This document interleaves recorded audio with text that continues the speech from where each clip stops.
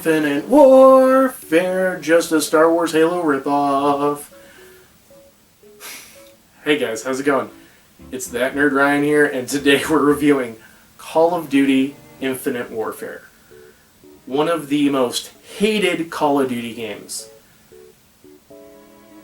But I did this joke already, but wasn't Ghost the hated Call of Duty game? And then Black Ops 4 doesn't have anything, which we'll talk about next week. And then, Modern Warfare 3 apparently sucks. So maybe Advanced Warfare wasn't that, or Infinite Warfare wasn't that bad? It is different, I will say that. We'll do a quick cover of zombies. This is going to be kind of the same idea with Advanced Warfare, where I kind of wanted to do the base game, but if we do a Patreon or something, we'll add those on.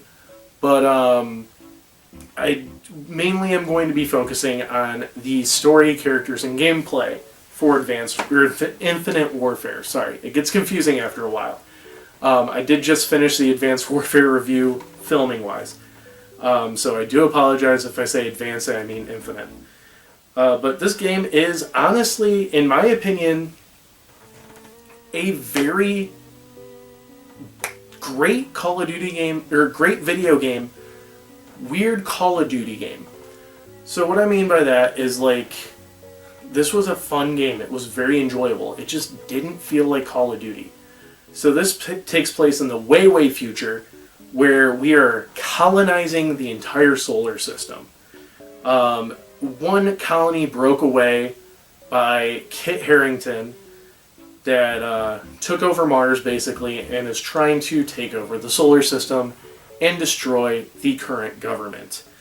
You end up being basically this naval captain that becomes an admiral after a invasion, and you kind of have to go to each planet to do certain missions to save the solar system. So some are mandatory, some are side missions.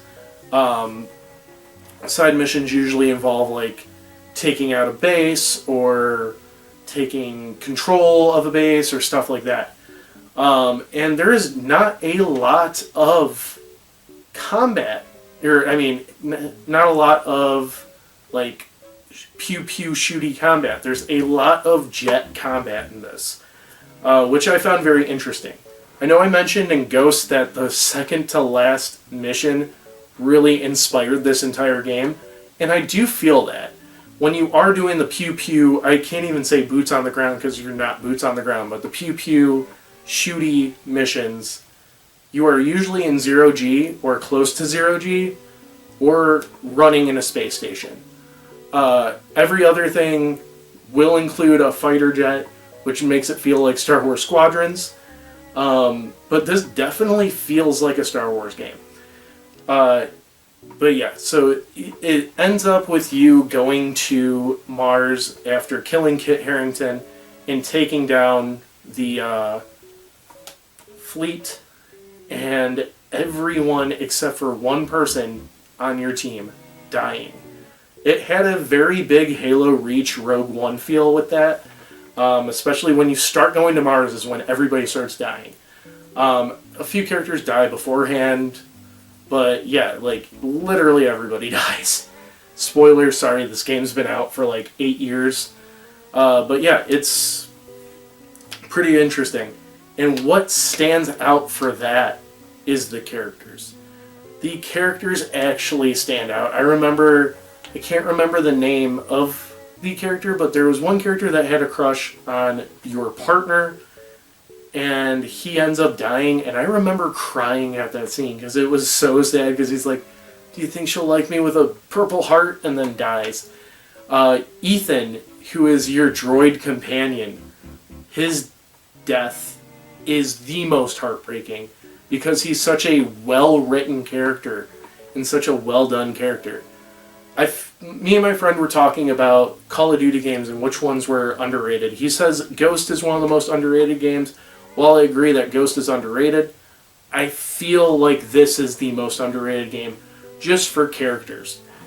The most heartbreaking part about the whole game is through the end credits, you can listen to all their death logs, like basically what they record before going on a mission because they know that they're going to die. And like, it's just heartbreaking because you find out so much about these characters through that. And then you also, like, the saddest one was like Ethan didn't know who to record to, so he recorded to you. And like stuff like that. So yeah, that hurt. Gameplay wise, I know I said Advanced Warfare did it pretty well for the advanced movement, and Black Ops 3 kind of just did the same thing as Advanced Warfare. Infinite Warfare, that was where the movement started hurting. It did it better than the mission in Ghost, because I mean, most of Infinite Warfare, you're in space. The space movement is annoying. It's hard to move in space and everything. And even when you're on the ground and everything, it's hard to move. The jet combat, while fun, is hard to master. There's so much going on during it, and it's rough. Obviously, Star Wars Squadrons handled it better. Heck, Battlefront and Battlefront 2 handled space combat better than this game. Halo handled space combat better than this game. If Halo even had space combat, I can't remember. But yeah, this game's space combat was very rough. Zombies, I did feel like Zombies was a step in the right direction to mimic Treyarch. And I did actually find it kind of fun. Mind you, this is just from playing the base game.